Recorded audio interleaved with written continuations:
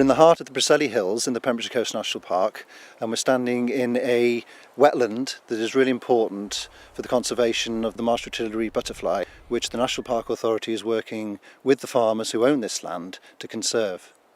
What's really great about this habitat is we've got a lot of the devil's bit scabious, which is the food plant for the caterpillars of the marsh fritillary butterfly.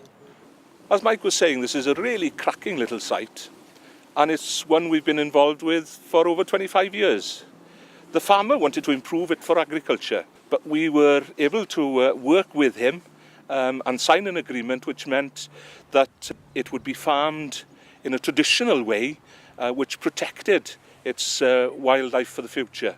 The farmer did dig a ditch to drain the land, but we were able to work with him, and with his agreement we dammed the ditch and created a series of pools that is absolutely brilliant for wildlife, with frogs and toads and newts and all sorts of aquatic life. The Pembrokeshire Coast National Park is doing a great job in managing these areas less intensively to benefit not only the butterflies but also lots of other insects that you don't normally see. Well, butterflies and moths are really visible indicators of the health of the environment because they're easy to count, they're easy to see, and if you see lots of butterflies then you know that there must be something right about the environment that they're living in.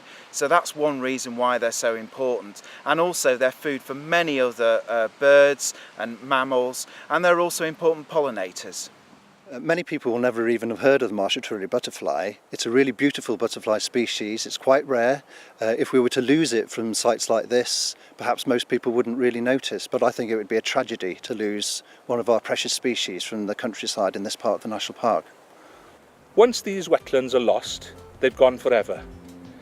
And that's why the National Park is committed to working with farmers to protect and improve this wonderful wildlife habitat.